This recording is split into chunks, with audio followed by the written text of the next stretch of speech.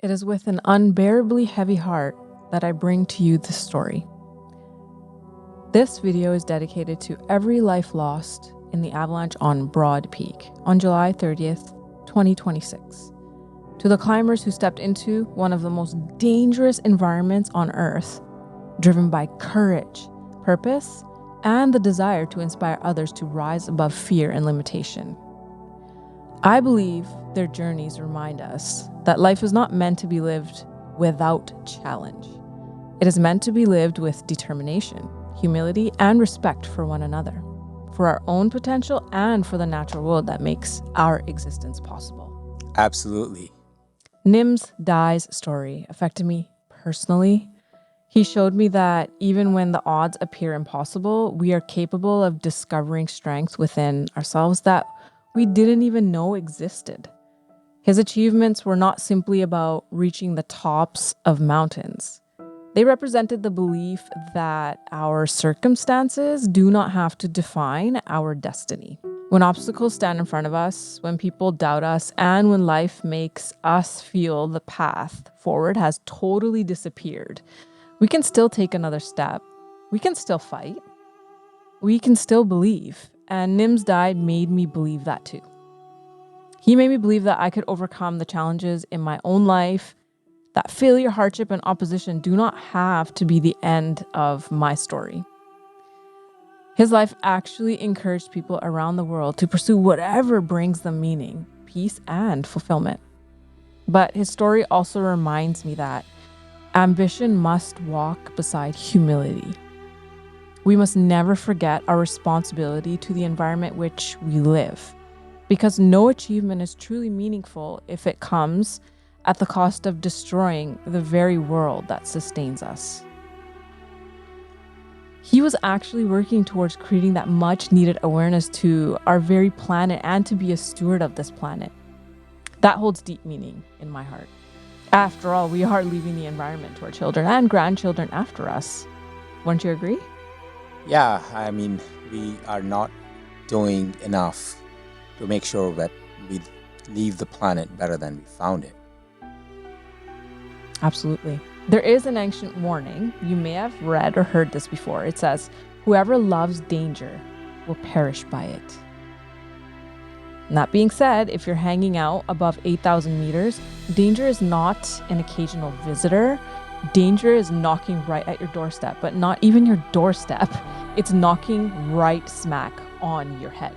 Oh, it's sitting right on your shoulders. And I mean, what kinds of lessons can we learn from that? Oh, that you can't go to extremes. I mean, there's an extreme to extreme, and extreme of everything is just destruction, I think. Yeah, absolutely. So you've chosen the world you have chosen to enter, of course, by visiting all of these peaks more often. The chances of disasters becoming, actually happening is greater and greater. But knowing this very well, what kept Nims going back? Let's get into the latest great tragedy of the Himalayan mountains, where we have lost the greatest mountaineer of modern era, in my opinion. On July 30th, 2026, Nims Dai climbed above Camp 2 on Broad Peak with 9 other human beings. His last message sent was to NDTV about his next endeavors. He was excited to tell us more. The mountain had received heavy snow. Many other climbers had already left, but the remaining group moved upward. Their trackers recorded a steady ascent. Then just before 9 in the morning, the signals fell thousands of feet. In minutes, for a short time, one tracker appeared to move, and the world hoped that the man behind Nothing is Impossible had survived one more encounter with death. But the tracker was not a heartbeat. The avalanche had killed them all. Nirmal Purja, known as Nims Dai. He was honestly a really, really cool guy. Sadly, he left behind a wife and 2 kids. And I believe he just welcomed his new daughter into this world. So he now has 2 children and a wife who survive him. Now, before we celebrate what Nims Dai has accomplished, we must talk about the frightening place where his journey ended. Because high above Pakistan, on the face of Broad Peak, a mountain moved. And when it moved, nobody standing in its path survived. Well, I think people get mistaken that this is Pakistan. It's not Pakistan. It is occupied Kashmir region, not Pakistan. Oh, right. That's true. There's a geography lesson for us. And I'm sure they've been battling this, but hey, doesn't stop them from going and visiting the mountains, that's for sure. Didn't stop Nims, that's for sure. And Nims has some pretty amazing jaw-dropping world records. You know, there's something strange about a world record. At first, the record represents freedom. It proves that something everyone believed was impossible was not impossible after all. But once you break one record, the pressure starts and people wait for the next one. Sponsors wait, the media waits, your supporters wait, your critics wait, and perhaps most dangerously, you begin waiting for the next one too. But this is okay because what I learned from Nims Dai is he was constantly reinventing himself. Because the achievement that once felt enormous slowly becomes part of your past. It becomes a photograph, or maybe like a medal, maybe a documentary, which he was actually currently filming. And it just becomes a number beside your name. Now, to feel that same fire again, you have to find something harder, something higher, something more dangerous. Most importantly, as Nims put it, the purpose and the reason becomes greater than yourself. And his bottom line reason was he needed to do it for the others around him. His community, his nationality, his patriotism, mostly to teach others certain characteristics a functional member of the world should have. This is why he was one of my favorite people in the world. By July 2026, Nirmal Purja, known around the world as Nims Dai, had already lived several lifetimes in the death zone. He had climbed all 14 of the world's mountains above 8,000 meters in only 189 days. That's amazing. He had joined 9 other Nepalese climbers in completing the first winter ascent of K2. We need to understand how dangerous that was, but we'll get to that in a bit. He had participated in numerous rescues at altitudes where simply keeping yourself alive was already an extraordinary achievement. But having to rescue people that were left for dead just 50 meters from a summit after he completed the summit himself on 0 sleep for almost 4 days, this happened on Kanchenjunga, just to name one of the stories that he went through. Well, wow. This is where he learned the true face of humanity at its most selfish. He had returned to the highest mountains again and again, mostly creating awareness for specific things. One of them being a mindset of no excuses and having that winning mentality, but then transferring it to anything in life. But also, of course, to raise funds. That's where it comes down to help support a dying economy for his people, and also help bring life back into those whose light was leaving them. Still, why did he keep going back? Why was he spending 11 months in the coldest place on earth willingly? He had to keep reinventing himself, so he was still chasing something. Another first, another line in history. He was preparing his second big film as well, a documentary which would highlight his 29 summits of 8,000 meter peaks without oxygen, and a triple completing of 14 peaks without oxygen. So his total comes to 59 peaks completed, which is another demonstration that the limits surrounding us might not be real. Only days before Broad Peak, Nims had climbed Gasherbrum 2. Then just before traveling to Pakistan, he examined the numbers and he realized something. Broad Peak had not originally been a part of his actual immediate plan. So how did that happen?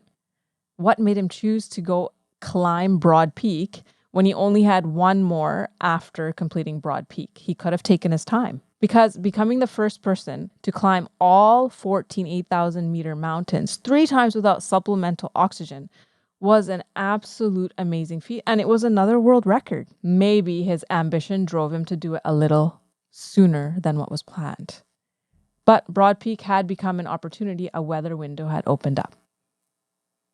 And opportunities, he wrote, do not always scream. They don't always come flying in your way when you want them the most.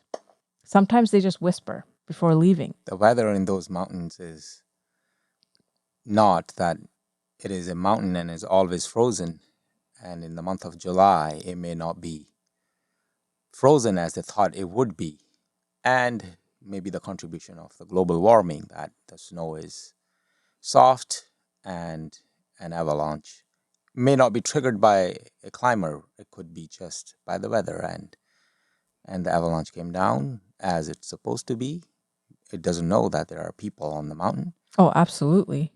I mean, but we do have to understand Nims Dai wasn't what people are making him out to be, where he's just arrogant and just going at it recklessly. He was very calculated. And before leaving any base camp on any mountain, especially Broad Peak, he would always address the mountain directly. He would say, "Broad Peak, I ask for nothing but a safe passage up and back down," which is what he said on this final trek of his.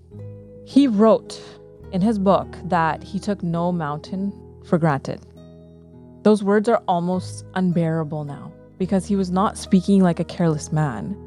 He understood the danger. He knew the mountain owed him nothing, and still he did go. Yes, he went. But this is where his final story begins. Not with the avalanche, not yet. It begins with a calculation. One more mountain, then only one remaining. One more opportunity to make history. Why? To complete his dream, to create a house for the porters in Pakistan and the Sherpas in Nepal, and to keep bringing in emergency funds for natural disasters in the mountain regions, which are actually becoming more and more devastating. His message also echoing to double down on environmental conservation efforts to help mitigate the effects of climate change on this planet. The mountains is where the devastations is occurring most rapidly.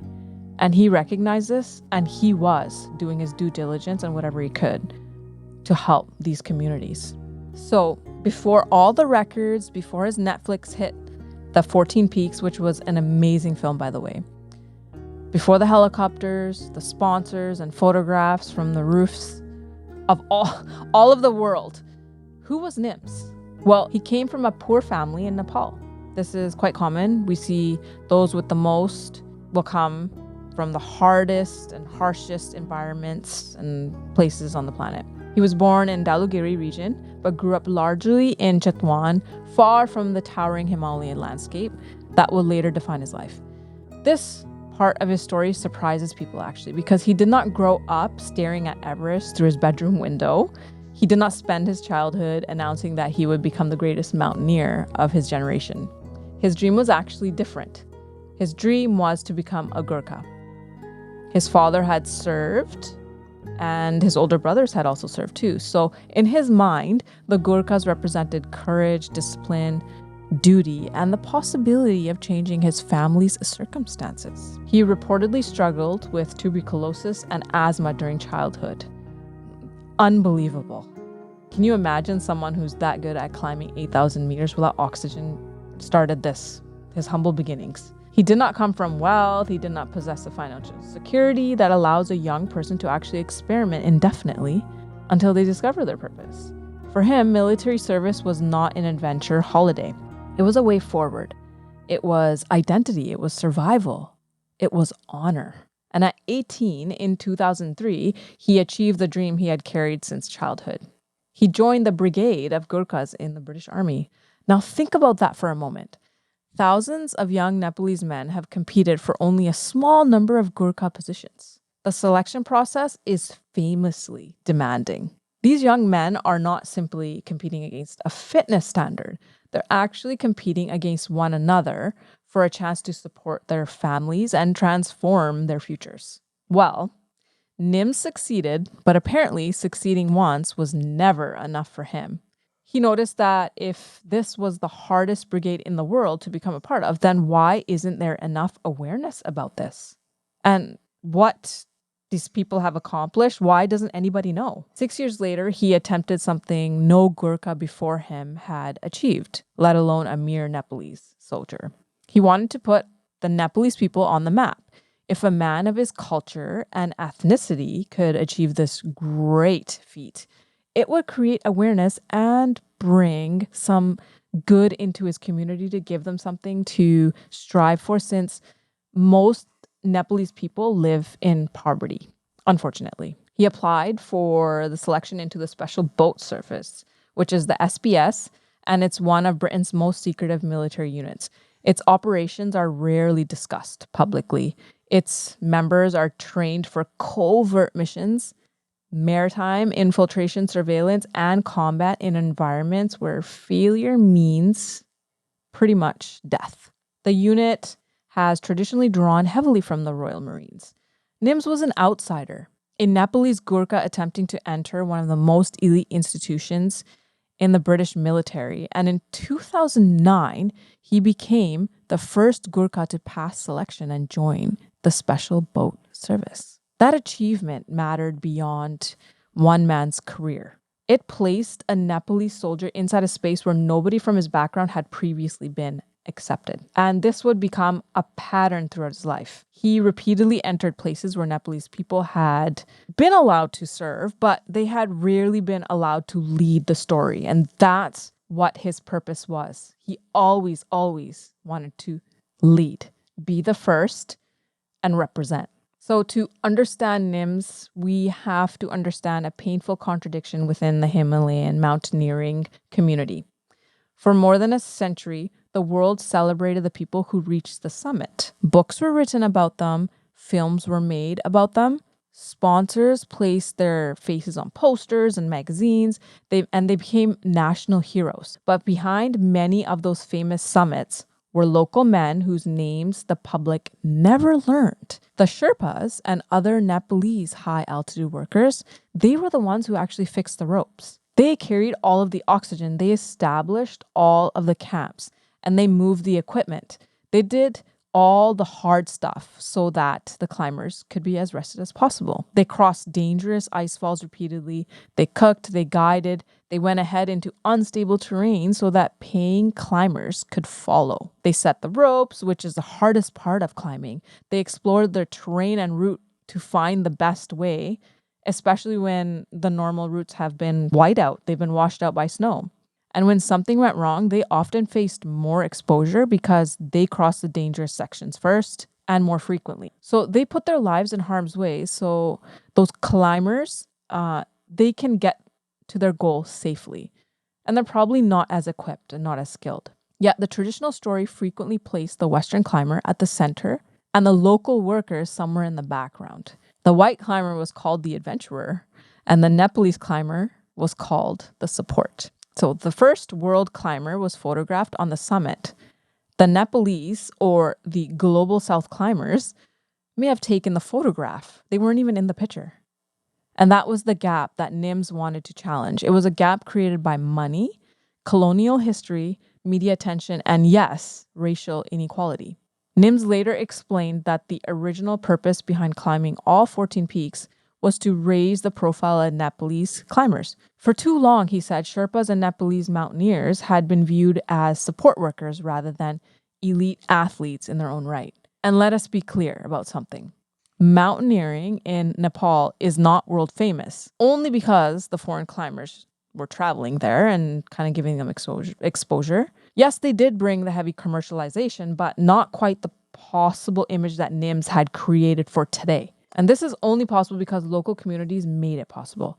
The sport stands on the knowledge of people who understand those valleys, glaciers, storms, and mountains.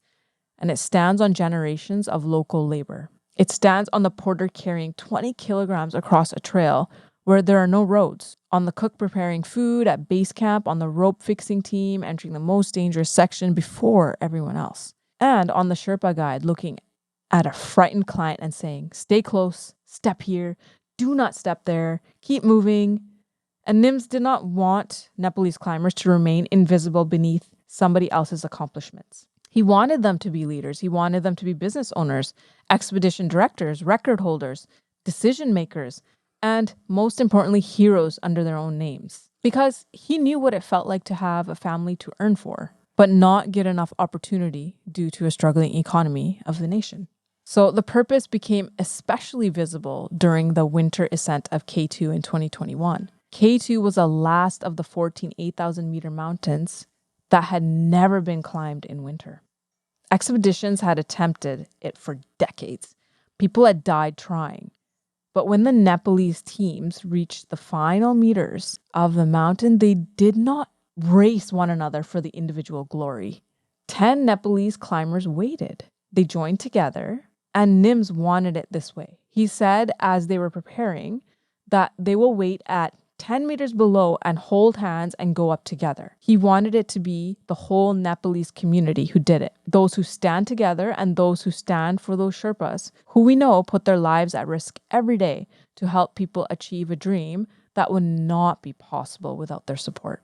Nims knew that it was possible for people to come in and play their dirty politics and pay off people to ruin the summit completion by running up first through the line and claiming it. But he knew that if he would lead the line the whole way, he could protect his goal and make sure it was accomplished. And this doing without oxygen. This is before all this controversy that was spread about Nims out of jealousy or out of competition of other expedition companies losing business to him, trying to tarnish his name, blaming him for deaths of people on the mountain, accusing him of acts that were proven not to be his fault. These were outrageous claims of people dying, and how could it be his fault?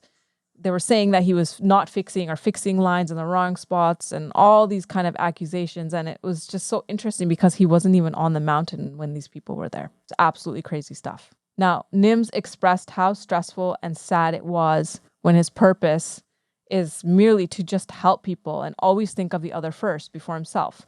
It would hurt him deeply.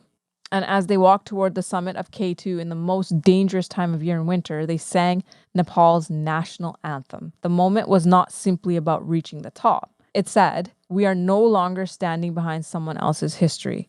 This history belongs to us." The National Geographic actually described the climb as a statement of Nepalese national pride, completed by climbers from multiple teams who combined their efforts and reached the summit together. And that was a first. It's never happened before. Now imagine what that meant to a young Nepalese climber watching from home. For generations, the world had known the word Sherpa, but often as a job title rather than the name of a people. So now Nepalese climbers were not simply helping someone else achieve the impossible. They were actually deciding what the impossible would become next. Nims had built a reputation for going toward danger when somebody else was in trouble. During Project Possible, after summiting Annapurna, he helped organize a rescue of a Malaysian climber who had been stranded without food, water, or oxygen for around 40 hours. Later, Nims and his team helped 2 climbers in difficulty at approximately 8,400 meters. They reportedly gave up some of their own oxygen to help them. This is almost impossible to comprehend from sea level. At 8,400 meters, oxygen is not a comfort. It is time, it's a judgment, it is movement, and it may be the difference between descending and never moving again. Yet Nims believed that reaching a summit could not be more important than attempting to save a life. He once explained his principle plainly. A person could not honestly call themselves a climber and simply walk past someone who needed help. It just wasn't in his heart, it wasn't in his blood. That history mattered after the avalanche. People thought, if anyone could survive, if anyone could dig through snow, if anyone could remain calm while injured and freezing, surely it would be him. Well, lo and behold, the rescuer now needed rescuing. And for several terrible hours, a moving dot on a satellite map allowed the world to believe that perhaps one more impossible rescue was about to begin. But they called it off. They decided they weren't putting their lives in harm's way due to harsh weather. But I'm sure that wouldn't be what Nims would say if he was on the other side. It's so sad. Then the world comes up saying that why should I do this for somebody and put my life at risk? And it's a very simple explanation for people, and it's very justified, because every life is equally important. There's a code that they follow, and we'll know more details later. But it's important to understand how dangerous Broad Peak actually is and why this rescue had to be called off till the next day. Well, Broad Peak actually rises more than 8,000 meters above sea level in Pakistan's Karakoram range, or as you said, the occupied area. It's close to K2. Its name comes from its wide summit ridge from certain angles. It lacks the sharp, threatening shape of K2. It looks broad and open and almost less violent, but appearances on an 8,000 meter mountain are meaningless. There is no gentle death zone. There is no harmless route above 6,000 meters when the snow becomes unstable. And during the middle of July, conditions on Broad Peak had reportedly appeared relatively manageable. Above 6,000 meters, the chance of an avalanche is very rare. Then the weather changed. All of a sudden, perhaps an echo of what has been happening all over the Gilgit-Baltistan region, where heavy floods and landslides are destroying all those communities right now as we speak. Heavy snowfall began around July 22nd, and snow does not become safe simply because a storm ends. Many people imagine that when the sky clears, the danger has passed. But fresh snow needs time. It must settle. It must bond with the older surface beneath it. Wind may lift the snow from one side of the mountain and deposit on the other, building a dense slab over a weaker layer. Sunlight may warm one face, and cold may preserve weakness on another. A slope may remain completely still while its internal structure becomes increasingly unstable. Experienced climbers David Klein and Ian Overton had been considering another summit attempt, but they did not like what they were seeing. They eventually left the mountain. Most of the teams at the base camp had already departed by July 25th. So a smaller number remained, including the team that connected with Nims and the elite expedition. Why they chose to continue has not yet been fully explained, and we must be responsible here. The fact that others left does not by itself prove recklessness. Nims and his team may have received different forecasts. They may have observed different conditions. The avalanche may have released without obvious warnings. We do not yet possess every radio conversation, every weather report, or every decision made on the mountain. But one thing is for sure, the snowfall was real. The concern was real, and the mountain was holding more snow than it had only days earlier. Here is the frightening thing about avalanche terrain. The danger can be hidden beneath a surface that looks perfectly calm. You may step onto it and nothing happens. Another climber steps onto it, nothing. A third person crosses, still nothing. That silence can create confidence, but the snow may already be transferring pressure through a buried, weak layer. And when that layer fails, it can fail across an enormous area almost instantly. The mountain beneath your feet stops being ground and it becomes movement. Very, very fast movement, and your legs are they're just gone from underneath you, and you find yourself spiraling in the air down the mountain with all the debris coming with you and over top of you. That's scary. And in this case, it came without warning, and it took the whole terrain down the mountain. Early on July 30th, the climbers began moving above Camp 2.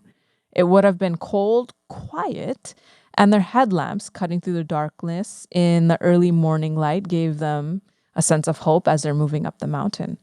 Their crampons were pressing into the snow, and with each breath, the air became thinner than the last. The expedition included 5 Nepalese climbers, along with climbers from Oman, the United States, Pakistan, China, and another foreign member. 10 people, 10 separate lives, 10 sets of families waiting for a message. At 5:33 in the morning, the tracking data placed Nims near Camp 2 at approximately 6,166 meters. The signals then climbed steadily. By around 7:03, members of the team had reached approximately 6,430 meters. And just before 9 in the morning, the trackers placed Nims and the Omani climber, Nadira Al-Harti, at roughly 6,660 meters. Nadira was a geography teacher, actually, who worked to raise environmental awareness in her community. Has she climbed any other mountain in the past? Yes, this was her 13th peak, I believe. This was her last one to complete the 14 peaks, or she was on her way to completing 14 peaks. Yes, she was a geography teacher, and she was promoting awareness or creating opportunities for women in her community to overcome fear, social expectations, and limitations placed upon their dreams. So they were all moving upward, and then the data changed. 30 minutes later, Nims' tracker appeared more than 2,000 vertical feet lower. This was confusing. Al-Hardi's tracker also disappeared from the upper slope and reappeared dramatically even further down the mountain, right at the base of the vertical wall. This is before the avalanche? This is during. Oh, of course. And you need to understand what this means. A climber descending normally does not lose that amount of elevation in minutes. They do not walk straight down the face of the mountain. They follow the route, they stop, they clip and unclip from ropes, they move carefully because one mistake can become a fatal fall. But these signals did not show a careful descent. That dramatic drop, it showed that bodies were being transported by the mountain. So a suspected avalanche, pretty much like a free fall. But of course, it could just be the trackers that had ripped off their gear. Maybe it's not their bodies, their actual physical bodies, which is what we were all hoping for an agonizing 50 hours. We did not know what the climber's final words were. We do not know who saw the fracture first. There may have been a deep collapse beneath their feet. There may have been a crack racing across a slope. There may have been a shout, or there may have been no warning at all. But a slab avalanche can begin as a solid sheet. From one brief moment, the surface may remain together, and while it starts sliding, it then breaks into blocks, and these blocks shatter. The snow accelerates. It collects more snow, more ice, and more debris. And the air itself is forced downhill in front of it. And suddenly, the quietest place on earth becomes a roaring white cloud. Imagine standing there. You're wearing heavy boots, crampons, layers of insulated clothing, a harness, a backpack, perhaps oxygen equipment. You are already moving slowly because the air contains so little oxygen. Plus, it's uphill, it's tough. Then, all of a sudden, the floor disappears. You may attempt to grab the fixed rope. You may try to release your backpack. You may try to swim upward through the moving snow, but you no longer know which direction is upward. The avalanche turns the body. It pulls at the arms and legs. It carries a person over snow, ice, and rock. I believe one of the people was actually dismembered. They found body parts. The world becomes white, then black, then silent. And when an avalanche finally stops, the snow can actually settle around the body with astonishing density. A person may be conscious yet unable to move one hand. They may be only centimeters from the surface and still unable to reach it. An air pocket might provide them some time, but without one, time becomes terribly short. But on Broad Peak, burial was only one threat.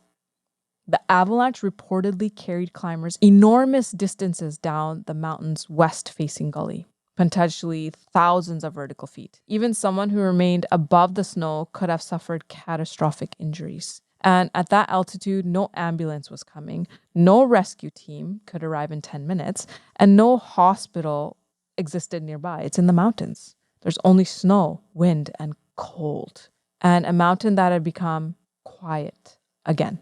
Then, something happened that created hope. Nims' tracker appeared to move just slightly, but it moved, and those few shifting coordinates were enough.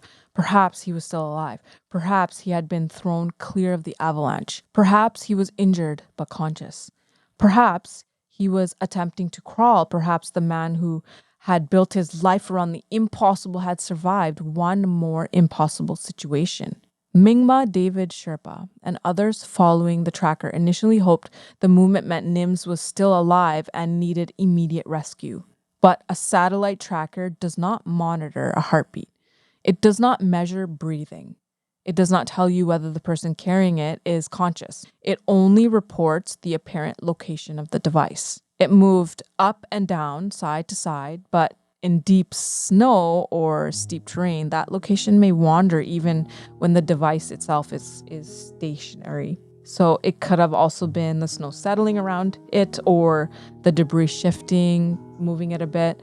But we all had hope. We knew the greatest and biggest heart in the world truly was strong enough to survive this. We were all praying. We didn't think it was perhaps just the tracker that flew off his body. It may have separated from him. It wasn't his body. The tracker fell, but he was alive somehow, clinging to the mountain. The satellite accuracy can also fluctuate. The device continued to transmit, but its registered speed was actually 0. So the dot looked alive. But on the morning of August 1st, the report came in and it confirmed that the rescue mission indeed for Nims Dai was no longer viable and that he was no longer alive. Everyone's heart fell to the stomach. It felt like a piercing dagger through the heart. You know, that may be one of the most haunting elements of the entire story. For hours, a machine created the shape of hope, and somewhere family members and friends may have watched that signal and imagined him moving. They may have pictured him fighting as I did. I couldn't sleep. What if he suffered? What if he was alive and the team just couldn't get to him fast and all the others fast enough? We were all waiting and holding on. The mountain had already answered the question far before we all knew. The world simply had not received the answer yet. Pakistan dispatched their rescue team supported by military helicopters. Drones were sent over the avalanche debris, but high altitude rescue in the Karakoram is brutally difficult. As a helicopter climbs, the air becomes thinner. The rotators generate less lift. Wind moves unpredictably around ridges. Cloud can erase visibility, and near the victims, there may be nowhere to land. A ground team faces another problem. To reach the people caught in the avalanche, rescuers may have to enter the same slope that has already failed. The remaining snow may still be unstable. A second avalanche can kill the rescuers beside the people they are actually attempting to recover. This is terrible. It's a terrible calculation, but every minute matters. At the same time, moving too quickly may create more victims, and drones eventually located the human figures and equipment across all the debris. There were 4 bodies that were found initially, and 3 were recovered in the harsh weather later. Then, Elite Expedition confirmed what the trackers and drone imagery had increasingly suggested. Nirmal Purja had died. The other 9 climbers swept away in the avalanche had also died. The rescue operation had become a recovery operation. No survivor came down. Not the clients, not the guides, not the man who had survived Annapurna, Everest, K2, and the dozens of journeys through the death zone. The man who gave us all the utmost confidence in ourselves that we could achieve anything we could put our heart to had taken his last breath doing what he loved doing. 10 people entered the avalanche path. The mountain returned, none of them alive. You know, when a famous person dies in a group tragedy, language can unintentionally reduce everyone else to a number. The headline becomes Nims Dai and 9 others.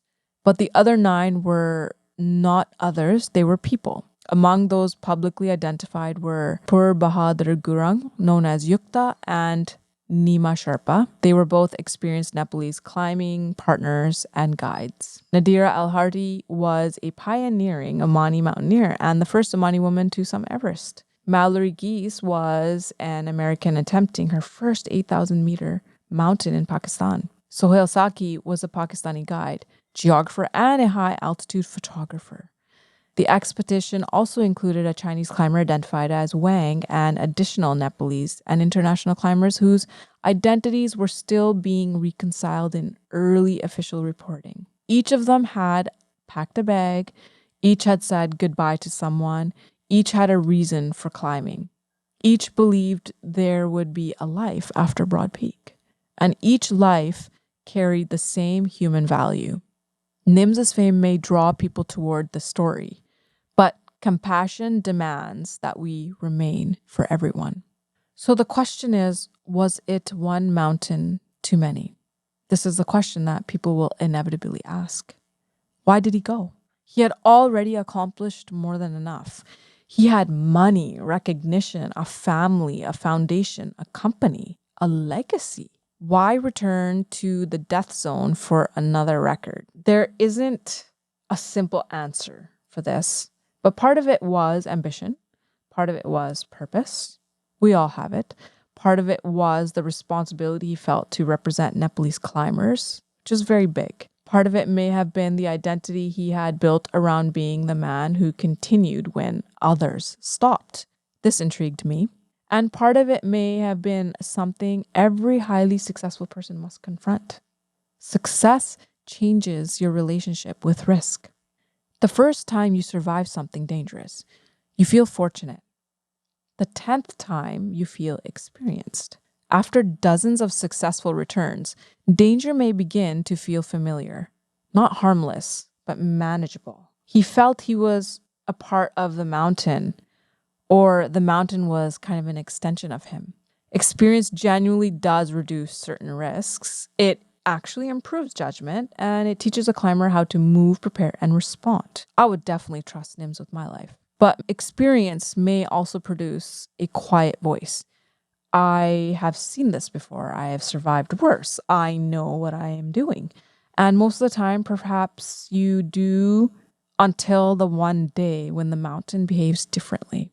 The mountain is always unpredictable, and whatever the mountain says will go. He asked for a peaceful, successful pass through his trek, but the spirits of the mountain did not allow him this time. Perhaps all the negative energy and negative talks from the haters finally penetrated his soul, and that evil eye got to him. It could be anything, but one thing is for certain. We all wish he would have went back with the other two climbers who turned back early. Nims had written that his competition was not against other people. It was against the man he had been yesterday. This is very inspiring in an ordinary life. It's a great message worth remembering. And that is the belief that you have in yourself, the belief to become stronger, become wiser, and refuse to remain trapped by your past. But on an 8,000 meter mountain, continually defeating yesterday's version of yourself may require accepting greater exposure tomorrow. Another summit, another winter, another no oxygen ascent, another speed record, another opportunity for weather, ice, altitude, or snow to align against you. Terrifying truth is not that Nims lacked experience, is that he possessed almost every kind of experience a climber could possess. And the mountain still took him. So how should we interpret the limit of nothing is impossible? Nims Dai taught millions of people to reject limitations, and that message remains powerful. Many of the barriers in our lives are created by fear, by poverty, by prejudice, by people who tell us we are not qualified enough, we're not wealthy enough, we're not connected enough, not from the right country, or not from the right color or the right class. But from my observations, Nim's life showed that circumstances do not have to dictate destiny. A poor boy from Nepal became a Gurkha, the first Gurkha in the SBS, a record-breaking mountaineer, and a business owner, and mostly a global celebrity now. A man capable of bringing Nepalese climbers to the center of a story that had too often kept them at the edges. He was able to bridge the gaps between people, understanding humanity and loving the environment. But there is another truth. Sometimes limitations are not created by fear. Some are physical. Gravity is real. Cold is real. Oxygen deprivation is real. An unstable snow layer is real. Nature is not impressed by the confidence, your own confidence. An avalanche does not know whether the person standing above it is famous. It does not know whether they have children waiting at home. It does not know how many people they have inspired. It does not read world records. It does not recognize the military medals. It does not hate us, but it does not love us either. It simply just follows physics. And that is what makes it frightening. But that is why the accomplishment is also astounding, and why we are always amazed and obsessed with the stories of these people overcoming the ultimate danger. Nims had overcome institutions, prejudice, poverty, skepticism, exhaustion, pain and the limitations people placed upon him. But Broad Peak was not another person telling him no, it was nature. And the ultimate truth is that nature does not have to explain its decision to us. We are the ones who are always humbled by the Mother Earth. Nirmal Purja was only 43 years old. He began life in poverty. He dreamt of becoming a Gurkha. Then he became the first Gurkha to enter the special boat service. He discovered climbing almost by accident. He broke one of the mountaineering's greatest records. He helped Nepalese climbers claim ownership of their achievements. He took part in dangerous rescues, putting his life at risk. He created opportunities for local guides. He supported a home for the porters who carry the weight of Himalayan tourism, giving normal people like us a chance to summit these impossible mountains. He helped clean the mountains that had given him everything, and he inspired millions of people to believe that their own mountains could be climbed. But his final lesson may be the most difficult one. Believe in yourself, but do not believe yourself invulnerable. Challenge the limitations imposed upon you, but respect the limits written into the natural world. Dream beyond what others think is possible, but never forget humility. Because courage without humility can become blindness. Ambition without responsibility can become destruction. And a mountain does not become less dangerous simply because you have survived it before. Nims Dai showed us what human beings can accomplish, and Broad Peak reminded us of what human beings can never completely control. His final mountain should not erase his message. It should complete it. Your circumstances do not have to define you. Your fear does not have to imprison you. And your failures do not have to become your identity. Take another step. Fight for your purpose. Make room for people whose work has been ignored. Lift the communities that made your achievement possible. Please protect the environment that carries you. And whenever you stand before something greater than yourself, carry courage in one hand and humility in the other. The story is dedicated to Nirmal Nims Dai Purja, to every climber lost beside him, to the families now living with the silence left behind, and to the local guides, Sherpas, porters, rescuers, and mountain communities without whom the world's greatest climbing achievements would never have been possible. May you rest in peace. May the courage be remembered, and may their families find strength. May the mountains be approached with humility and respect. Thanks for tuning in, guys. This is Reimbach Arcane. We'll see you in the next one, guys.